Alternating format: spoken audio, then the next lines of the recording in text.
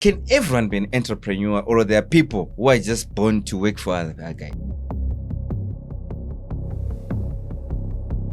As I grew in my walk with the Lord, God revealed to me that He actually has never used anybody who's not an entrepreneur. My calling was always to be an entrepreneur. I just didn't know how, because obviously of our schooling, we were taught to find a job, find a career. What has made China where China is right now? Because China, I strongly believe, you guys can correct me if I'm wrong, but right now, I strongly believe that China is the most powerful economy in the world. I strongly believe that United States, that's propaganda. That's why everyone is going to China.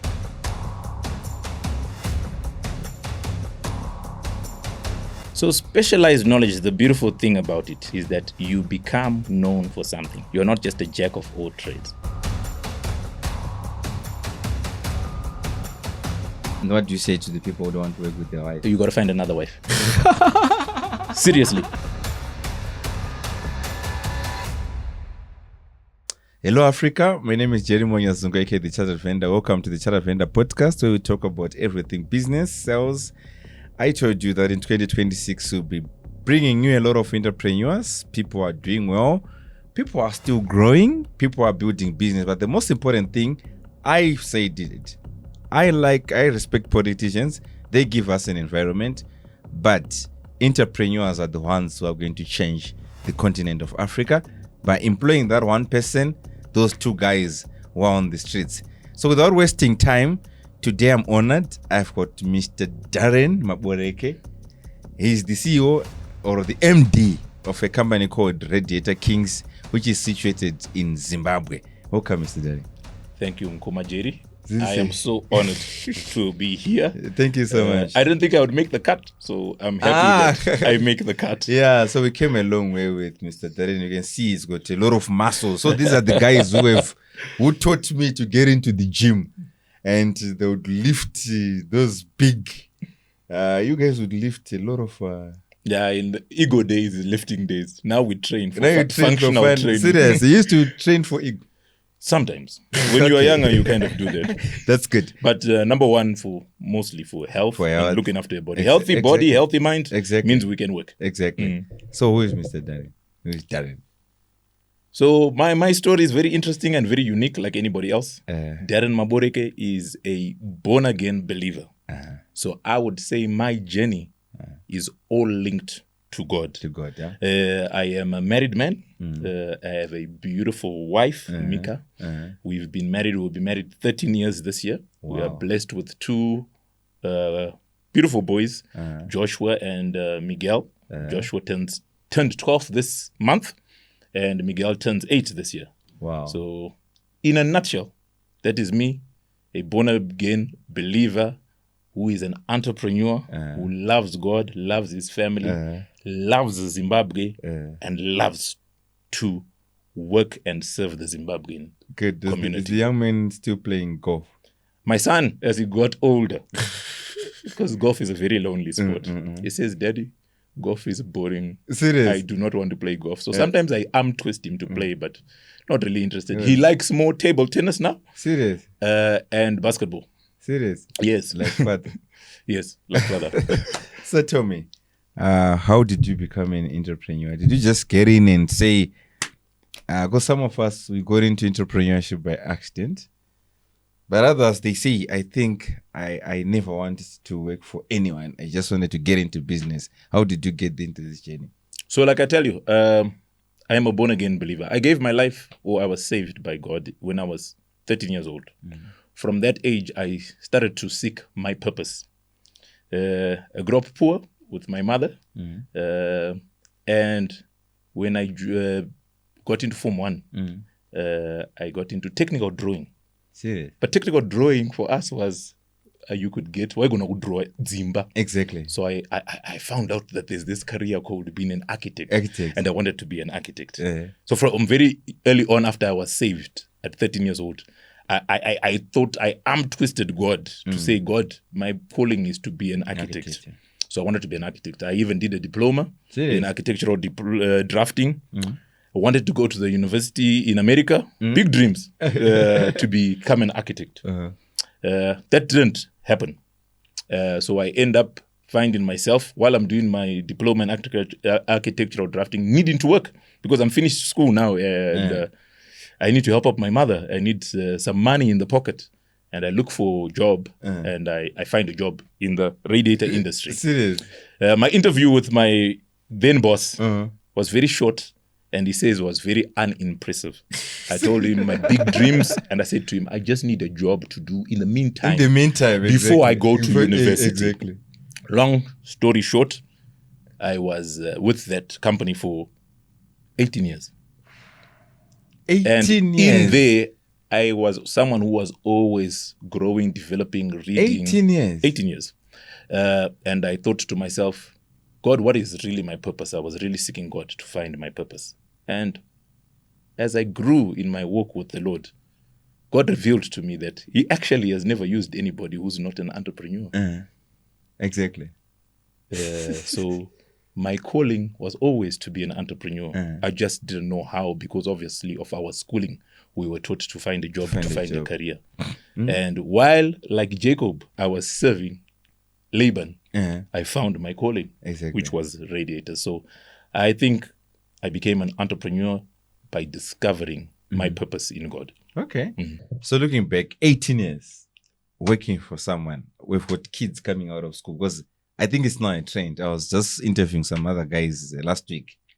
Then almost everyone was saying, they were in an interview, but everyone was saying, like what you said initially, like, I know I don't want to work for anyone. I just want to work for a year. I just want to do my attachment. Then I'll start my company. What do you say to someone who is saying that? Because you have gained experience, obviously, by learning from other people. And those experiences sometimes are not costly because you're using someone's resources to make mistakes. What do you say about working for other companies as well as you're preparing to work for yourself? I think it is very important for people to understand that each different individual has a journey to walk. But in your journey, the journey that you'll walk, you are going to need to learn. Exactly. And the best place to learn is from someone who's walked the walk. Exactly. So a young person about to leave school now, you can't say to me, I'm leaving school and I'm starting my business. Exactly. What do you know about business? Exactly. You are going to have many scars because all the mistakes are going to be your own. You know nothing. So, like I said, I believe if you are after a purposeful life, you will go and be under somebody else and learn to serve before you can be served. Exactly. Learn to be a worker before you can be a boss. Exactly. Learn to be led before you yourself can lead. You will only be good at that if you go through the process. That's true. Yeah, that's profound. That's profound.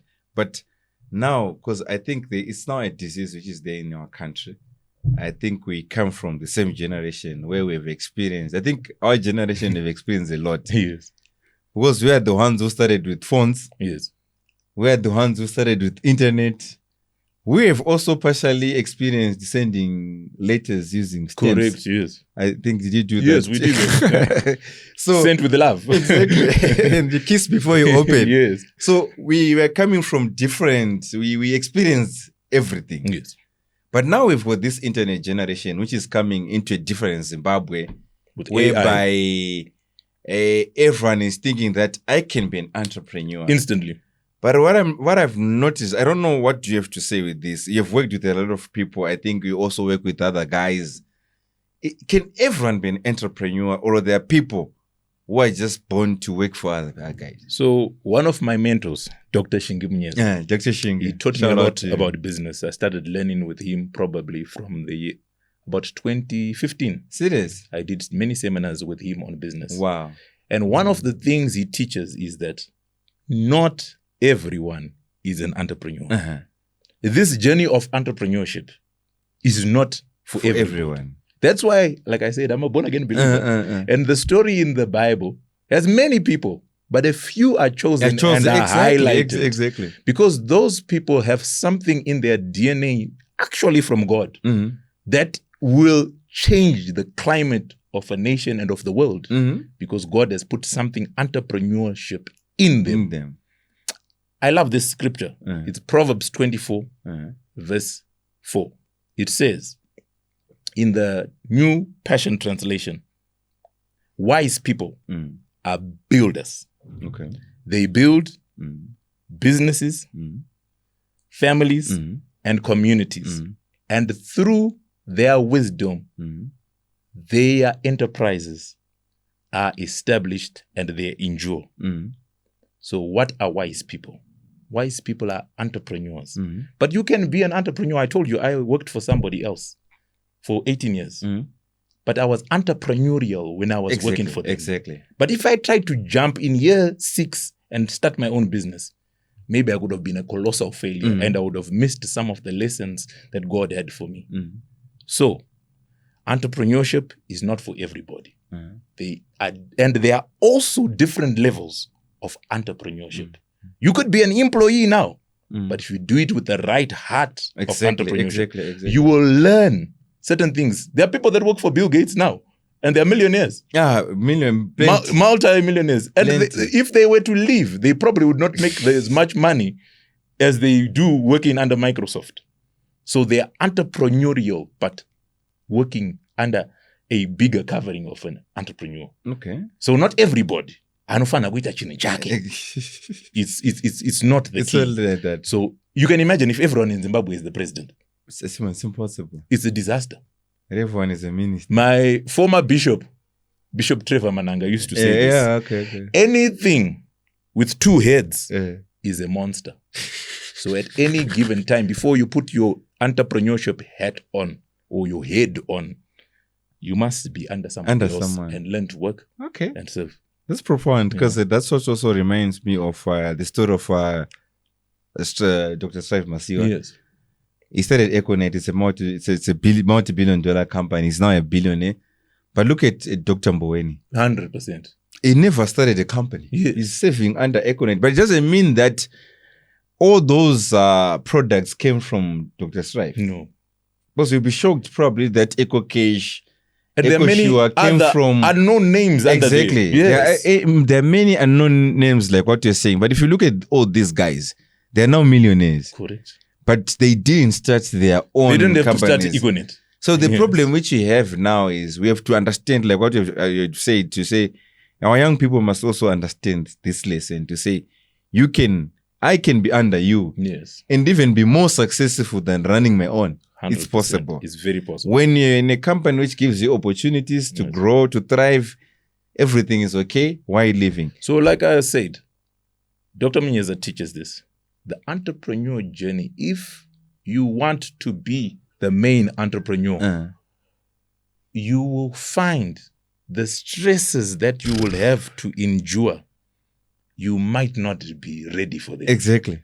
The risk and plethora of issues you must be able to handle and deal with are not for everybody. And some people have died because of entrepreneurship. The interruption in your family life and the basic comforts that the ordinary person loves to live with are not the same. They are serious things. So entrepreneurship, real entrepreneurship, is definitely not for everybody. I don't know, especially you. Do you have time whereby you start even entrepreneurship is now even coming into your family life? It's affecting everything, even family. You know what they say about, sometimes there's this saying that says, it's nothing personal, it's just business. Exactly. When you are an entrepreneur, it's all personal.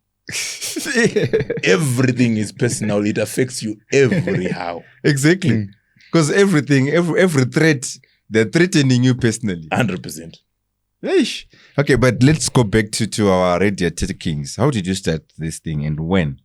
And the journey, how did you start? When was that? When did you said no, I ended up just saying, I want to start something for me, myself. How was the journey? How did you start? So I'm on this journey. I'm working for somebody else. I was very entrepreneurial while I was working at this other company as well. My boss was very good to me. He gave me an opportunity to learn and fly. I remember back in 2011, I had an opportunity to visit factories in China. Serious? And see suppliers and everything. So in my head, all these things were starting to happen. But you know what's funny about entrepreneurship? I'm telling you this in 2011. I visit my friend in South Africa before my boss sends me to China. And my friend says, I've got this guy in South Africa. He's looking to do business in Zimbabwe. Zimbabwe was started to use US dollars. Exactly. So we had companies in South Africa wanting to come for the US dollar in Zimbabwe. So he introduces me to this guy. I remember his name was Booty. And Booty says to me, hey, what do you do? I said, no, I work at a radiator company in Zimbabwe. And this is what I do. He says, so what's happening with radiators in Zimbabwe? I said that to him. I'm actually talking to my boss and I want to go to China and I want to see because I see that they've got good products in China that we should be able to sell. Then Zimbabwean market was mostly building their own old brass and copper radiators and most of the cars now coming out had plastic and aluminium radiators, which were not available or are available at a very expensive price. So I said to Booty, this is the story. I want to go to China. I want to see if we can bring in with my boss. He says, no. Why do you want to do this with your boss? Well, I've got some money. Let me give you the money. You go back to Zimbabwe, find the product. I will send you to China and let's get these things and let's get going. So I'm thinking this guy doesn't know me from a bar of soap. But like I said to you, that was the entrepreneurial instinct in me working already, 2011. I came back, I said to him, I have a very good relationship with my boss. I can't do that to my boss. Exactly. So I come back, I tell my boss, obviously he picks up to say, this kid is onto something. So he says to me, no, get a ticket, book hotels, let's go to China. So I go to China. I come back, I see things that in Zimbabwe we used to say was impossible. It's impossible. Yeah. So I come back and I'm excited and I tell my boss and I say, and this guy, so he's going to give us the money. And what is my boss says, no, we'll find our own money. So we bring in product into the country, we start going. And while I'm working for my boss, we get into sort of a partnership. And it goes on for more and more years. And it was good while it was there.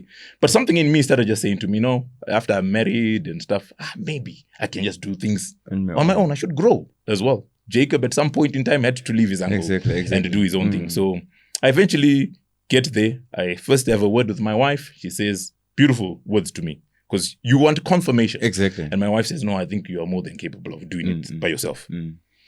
Then I speak to my pastor. It was Dr. Mieza then as well. He said, you probably are scared. And I had to introspect and I was scared to go on my own. And I said to him, I'm scared. He says, no, it's normal. It's okay to be scared. I speak to my mother. My mother was a big one because my mother was always an employee. So I thought my mother was going to say, but my mother was another tick. She says, no, I think you can definitely do this by yourself. So it's about 2019. I register a company. I start to look at other options of things that we weren't doing. I speak to my boss. My boss says, no, you can sell that. You can do that. I start doing it through my own company in 2019. As we go on the journey, I just really do feel like, it's time up. So I resigned at work in 2022, and in 2023, Radiator Kings started. You started? Yes. Okay. Oh, that's good. It's good to hear. But now, looking at your industry, you guys are specializing. What's the power of specialization? I've talked to many. I think there's a book, is it Think and Grow Rich? Yes. Which talks about if you want to earn more, you should learn specialized knowledge. But you look at your case now, the whole car. But you just chose Radiator. So we chose the Radiator because that's what I knew. But as we branched into our own business, I was reading a book by T.D. Jakes called Disruptive Thinking. And I said to myself, if I'm going to make it in this game in Zimbabwe, I have to disrupt the way we've been doing this Radiator game. And I also read another book by Douglas Kruger, known it's Own Your Industry. And I said to myself, I have to stand out. People must be able to recognize when they see me, they must say, that's that Radiator guy. But the Radiator is part of a cooling system on the vehicle. Okay. It's not just, if you have a good Radiator and the rest of your cooling system is not good, your car's in trouble. Okay, so tell me more. As Radiator Kings, we then use our specialized knowledge of the Radiator to specialize in dealing with the entire cooling system. And that's how we disrupted our industry, Jerry. Okay, so you're no longer just doing the Radiator. Yes. But previously the guys were doing most industries. The rest of other guys are starting to catch on as well. They're starting but to you're now doing the whole cooling system. Yes. But someone would say, because I've been in a lot of strategy sessions, especially last year. A lot of companies, even this year. The biggest thing which I've noticed is when someone starts with Radiator, obviously cars are going to come. Someone is going to say, "No, it's my battery system." Someone is going to come and say any part of the engine, or yes. You end up seeing someone who started with radiators. They're now focusing on the suspension. Whole engine. They're now doing suspension. They're now doing everything. Yes. And end of the day, you notice that they would have lost focus on the key. And they are no longer known. Because when you concentrate on one, like if you guys are doing cooling system, people, they know, even right now, if you are sick, I think even if you are sick, you go to a general practitioner. Yes. But later on, you are referred to a specialist now. To a specialist. And if you notice, if you go to a specialist, even his consultation is high. Because we're now saying this guy only specializes on the heart. Correct. What do you want to say to the people who start a business today? Because in Zimbabwe, there's that chichirukuiti samari mazwano. Yes. And there's a tendency of just saying, when I see you doing radiators, I'm also doing radiators. When I see you doing tires, I think this other day with Deo Rossi, you only specialize on tires. And he's making money, but it's the car, but he's not saying I'm doing the whole car. Yeah. I'm only doing tires, but they've got a shop which has got everything, including radiators. Correct. What's the advantages of specialization as you also see? And someone even outside will say, can I even make money just concentrating on the cooling system? So specialized knowledge, the beautiful thing about it is that you become known for something. Mm-hmm. You're not just a jack of all trades. So we used our specialized knowledge of the radiator to branch into the entire cooling system. Our knowledge of the radiator helps us. Napoleon Hill shares another idea, which he calls organized knowledge. Excellent. To organize our knowledge around the cooling system to be able to serve our customers better. So the radiator remains almost like the heart of our industry, which is Radiator Kings and the cooling system. But we can also help with some arteries when they are blocked around. Exactly. That system. Okay. Yes. And if it becomes a major component, like, you need a whole suspension, whatever, we do not hesitate to say, listen, this we don't do. Go to company so-and-so. This is what they specialize in. They will help you. Okay. We get a lot of people that come in and they say, I was told by my mechanic that I need a radiator. And I say to them, is your mechanic a cooling system specialist? Exactly. And they say, no. So I say to them, have you ever been to a nurse and asked the nurse to build your house? You'll never do that. Exactly. When I want company consultation, I'm going to call M&J. Exactly. You will not find me at Coca-Cola. Exactly. Exactly. Or at Pepsi trying supposed to be known. Yeah. Yes. Okay. So you specialized knowledge, you must know where to get your specialized knowledge, and you must have organized knowledge around your specialized knowledge. And therein you can zero in on what you are supposed to do. That's good. Then when you're starting, obviously, I've made a lot of mistakes. Yes, we all do. And I want to ask if you're able to tell the guys to say, which mistakes did you make? Which you say, if I was going to do it, and if I would do it again, I will never do it this way. When you're starting. So John Maxwell shares this good principle, and I think it's good for us. I used to have a fear of failure. Exactly. Yes. But fear of failure paralyzes you. You actually don't do anything. That's what you're taught in school. Yes. Because if you fail, they'll put it in group 6. But there's this principle which is beautiful, shared by John Maxwell. And he says, failing forward. So I do not have too many big regrets on how I failed. Because, like I told you, I'm a believer also in God. God takes my mess and he makes it into a good message. So as long as I get the message from my failure, I have not failed, I've learned. Exactly. So I like to fail forward. I think I am a very passionate person and I am a big go-getter. So I would say I am a taskmaster. I push people. And sometimes I've pushed people that needed a pull or a nudge and they've fallen over. Yes. And like I said, I get to learn the message from my mess. So No big regrets for me, Jerry. I still go forward. I'm failing forward. I am still failing forward. But the key word is forward. Forward. Like what Thomas Edison said. I think he said, no, I didn't fail 10,000 times to create a bulb, but I found 10,000 ways which didn't work. Yes. So that's principle. That's what Darren is saying. But anyway, on that one, you talked about people. How is it complicated to work with our Zimbabwean workforce? Our biggest challenge, I think, as a people is maybe our work ethic and principles. I was telling you, I visited China in 2011. I got an opportunity again to visit them last year. We visited some of our suppliers last year. They hosted us very well. When I was in China, maybe at one company only did I meet the owner.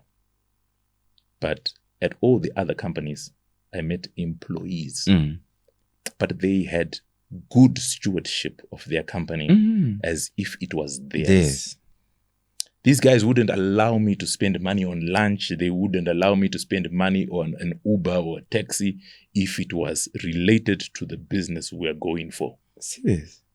And I said to them, how do you manage this? I am the one who's come to you. I can't be an expense to you. They said, no, we are hosting you. Exactly. So our company gives us instruction. Whatever we spent on you, our company will pay us back. So we don't mind. We'll work. But I found that their work ethic,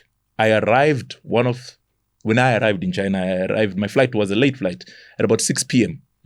And they said to me, we go to our office now. I said, how far is your office from here? They say, our office is about 1.5 hours. So I said, so we get there at 7 o'clock. How does this work? They said, no. We continue to work as long as there's work. Our Zimbabwean people, they want Sunday off, Saturday off. They're watching the clock. They want lunch. They want tea before they've even lifted their finger to work. 1,700 hours. So we need to really improve our work ethic and take it from a point of wanting to actually serve the customer. 100%. When the Chinese, what they showed me, they just wanted to serve me.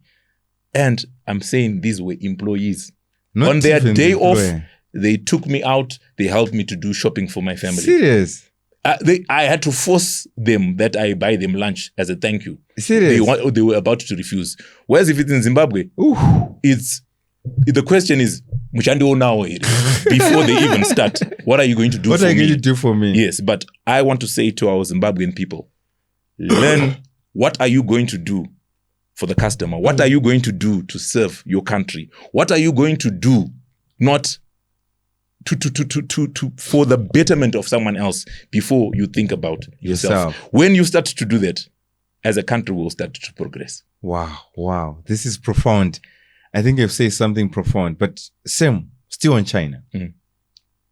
You were talking to me off camera and you're talking about what has made China where China is right now. Because China, I strongly believe, you guys can correct me if I'm wrong, but right now, I strongly believe that China is the most powerful economy in the world. I strongly believe that United States, that's propaganda. That's why everyone is going to China. If you want anything, you're going to what? To China. If you see anyone, even people in states, they've got a product which is coming from China, whether it's an iPhone, it's being done in China, everything it's coming from China.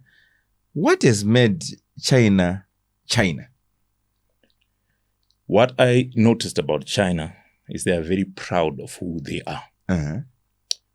The Chinese language has over 50,000 characters. Serious? Written characters. The most educated of the Chinese have mastered maybe 5,000 to 10,000 characters. Serious? The Chinese have always been able to document their own history, document their own processes, and own their things. I was saying about the onset of technology. As Africans, we couldn't come and tell our stories like this. We needed other people to tell our stories. Our language, most of our languages in Africa, we had to be taught by the colonizers how to write our languages. The Chinese never went through that trouble. The Chinese are one of the only other groups or nations that could not be colonized by the West. They failed to colonize them because they had their own written language. They had their own armies and military force of how they did things. But the ability to be able to communicate in the written word and in education was key for China. They're a proud people. When I speak to them, they're proud about their heritage. The things that the Chinese say, we won't do that. The affluent Chinese. And I say, when I went to China, I come back and I tell people this. What I found is that they are leaders, are the elite of them. Whereas in Africa, sometimes it's just a strong man who takes charge rather than the elite thinker. The elite thinker, what the elite thinker will make sure that you are a good elite thinker here in your company. I know that your T-girl or your T-boy is well taken care of. Okay. Because you are thinking about them. You know, this person has to come to work, they have to go away. So, what am I saying? Africa, we've got to arise and let, especially our entrepreneurs, arise. They are elite thinkers. They are people that will find a way where there seems to be no way. And when we let the elite thinkers rise, we fix our roads, we fix our economies, we will fix our problems. And we will train our people to be able to document their processes, write down and communicate how things are made. We have brilliant craftsmen here in Zimbabwe. Brilliant. It's in our DNA. We build great Zimbabwe. We are builders. We can build this nation to be better than Dubai. It's in our DNA. But someone else was telling our story. And we need to start telling our story and tell it to our children and teach them the right things to do. And we're going to see. They actually say it's already happening. The next wave of entrepreneurial growth and economic growth, everyone, China, the West, the Middle East, everyone is looking at Africa. Exactly. We are a boiling point. The fight is in Africa. Something is about to happen here, but we must be the ones that are in charge of the story and how it's going to go. Oh, this is profound. But looking back, I'm interested in what you've highlighted, and because I always want to say, okay, fine, where are we getting it wrong as Africa? Where we are, and I've mentioned something about our people, working culture, work ethic. Where is this emanating from? We've got a lot of young people who are coming out of school educated, but sometimes you wonder if this person has got a degree, to the extent that most of the companies are now even preferring those who don't have degrees. Yes. Where is the problem? I would just say it's one thing. It's our thinking. You know, they share about that. There's two thoughts of philosophies of thinking. An abundance mindset. Exactly. And a scarcity mindset. We in Africa, because we were not able to write down and document, I don't think that's really our culture. I think our culture is actually very rich. Exactly. I think our culture is very rich, but somebody wrote and said to us, we have a scarcity mentality. Okay. And we have believed them. So we need to reprogram our thinking to an abundance mentality. An abundance mentality says there is more than enough in Zimbabwe for every Zimbabwean. What does that mean? It means we will start to be good custodians of all our resources, starting with a very small thing called time. We move away from black man's time and we get onto real time. And we use our time to build our businesses, build our families, build our communities, and build our nation. We need to move from the scarcity mentality to an abundance mentality. I'll tell you what. The only way you want to know that there's abundance in this world, and God made abundance, is you have to look at the galaxy. They say the galaxy, they are still discovering more galaxies. The things that are out there, there's more than still to be discovered. There's more than enough in this world, rather than we're not fighting for a limited amount of resources. Yes. Wow. Yeah, this is profound.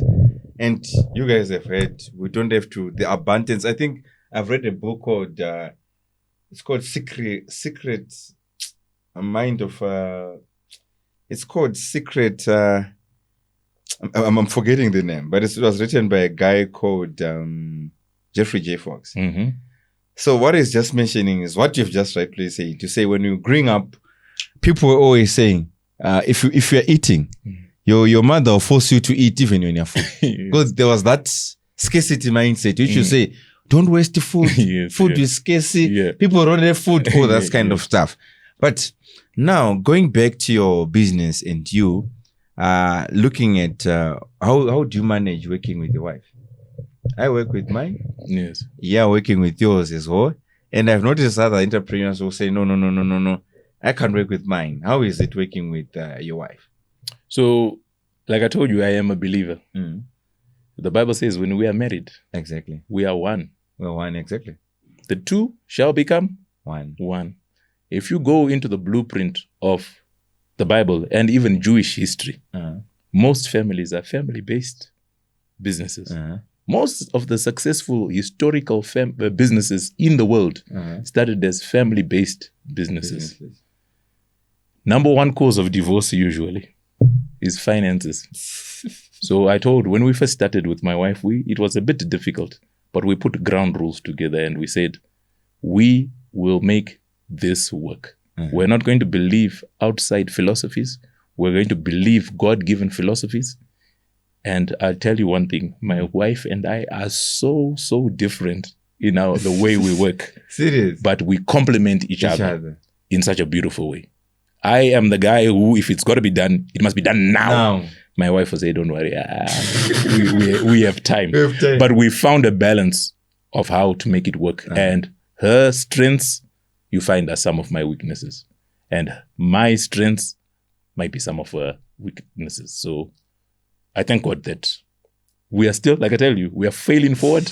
We are still going forward, but we've agreed that we will make it work. And what do you say to the people who don't want to work with their wives? You got to find another wife. Seriously. When you are married, you are one with the person. There's no separating that. There is no separating. You have to be able to work with your wife. I'll tell you what, it may be discovering different ways of how to make it work for different couples. But there is no successful family that is going to make it without working together. I thought it was only out with violence. But anyway, if you're not working with your wife, she's saying you should find another wife. But that's Darren, not me. But anyway, what I'm saying is, like what he's rightfully saying, I also work with mine. And what I've noticed is, your wife starts to understand even, because when she's part of the journey, it becomes easy to explain that. Correct. Right now, there's no money. We don't have money. Yes. And you can see it. I've got a lot of stress. Correct. And they understand that she shares it with you. Yes. But imagine when we were working in Radiator Kings, your wife is at home. Yes. She doesn't even understand what business is. And sometimes you have to spend the whole night in the workshop. They'll come and say, you're sleeping with someone. Yes. You say you no longer love me. Correct. You're saying every day, you're saying you're tired. What's happening? So, guys, start working with your wives and find a way to make it work. Correct. Somehow. Yes. Then working with your wife as well, I think it's got some blessings of some sort. Because when you work as a team, I think there's a message which I posted to say, if you're a couple, then someone is keeping she is keeping her own finances, you are keeping your own finances, you are not married. It seems as if you're a divided team. Correct. But you're just sharing a room. Yes. So that's thumbs up to you, say. So on the business now, having faced all these challenges, what's there for Radiator Kings? What do you promise, especially in 2026? In 2026, we as Radiator Kings, we have this mantra where we say, we offer service that is fit for royalty and a service that radiates. Okay. Our job is to always try and serve our customers to the best of our abilities. We're building a team, and God's blessed us with a good team of young people who are dedicated to serving the customers. I think in Zimbabwe, there's a very big neglect of a customer experience. People just, I just want to make money from him. That's not it. We want happy money from our customers, and we want to have solved their problems. So Radiator Kings is a company that wakes up every day to serve its customers like they are royalty. Wow. Okay. And what's the importance of especially the understanding of customer service in this country? How are you feeling it from the other businesses? So do you think we are where China is? I always say this. We in Zimbabwe don't practice the golden rule. We don't do unto others as we would like them to do unto us. Okay. So if you have a business, are you doing to others as you would want them to do to you? When you go to another business, are you the type of customer that you want to come to you? Exactly. So we treat our customers well. We try to be polite with them. And there's one new thing I've recently learned, Jerry. Not everyone is a Radiator Kings customer.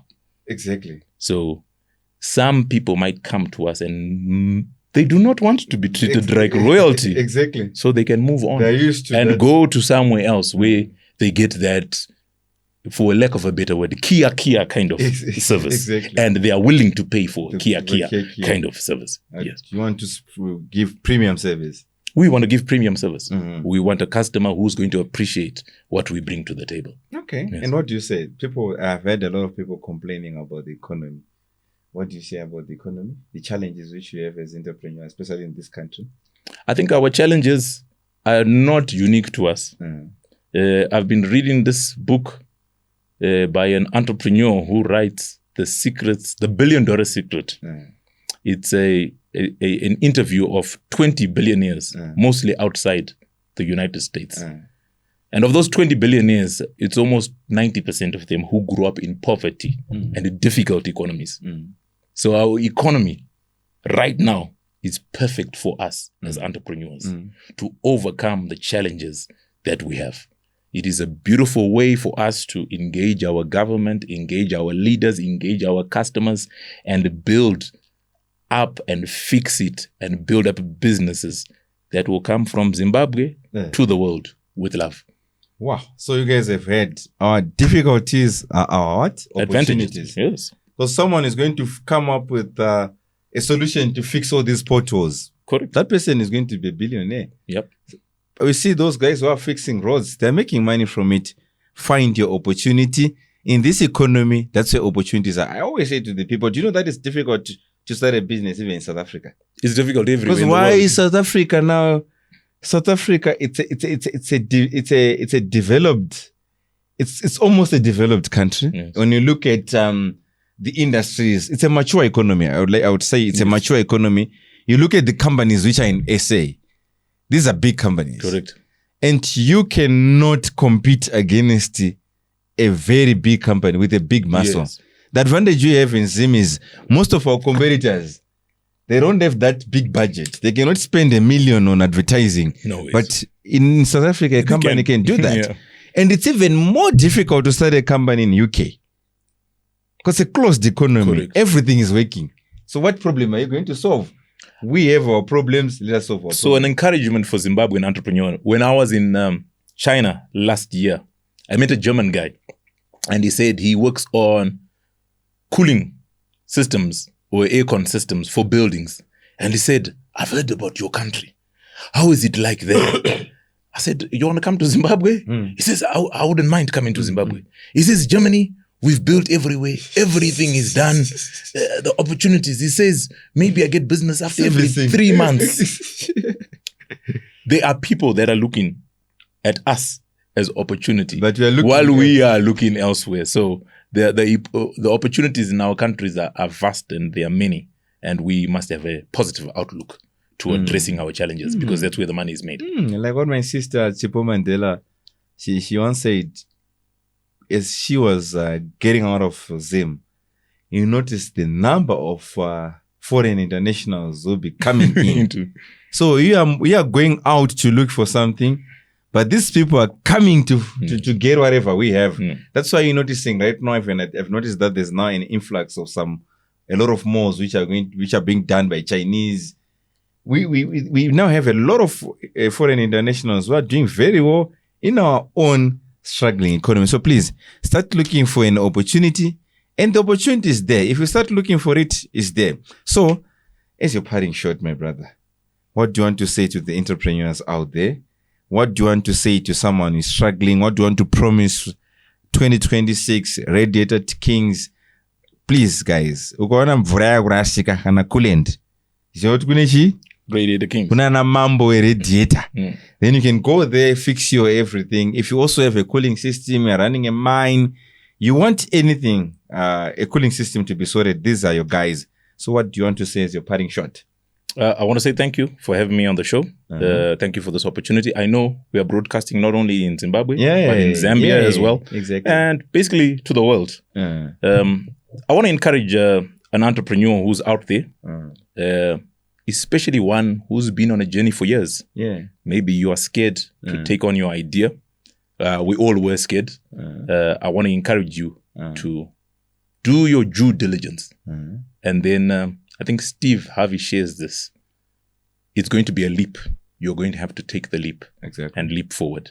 I also want to say, at Radiator Kings, we believe in team effort. There's this acronym for team which says, together everyone accomplishes more. And for us in our short journey, it has been a team effort. And I want to thank the people that are on my team that have helped us to be where we are at. And I know a team is always evolving. Players are bought, signed, released. But I thank God in advance for new team members that are coming. But to an entrepreneur who's out there already and you are struggling, like I said before, do not hesitate to fail forward. Have positive attitude. Put on the right values into your being. And remember, wise people are builders. They build businesses, they build families, and they build communities. Wow. Thank you so much. So you've heard, guys, I don't want to dilute this conversation, but you've noticed that Darren like you notice his physique, very strong. So that's what you also need as an entrepreneur. You need to be physically fit.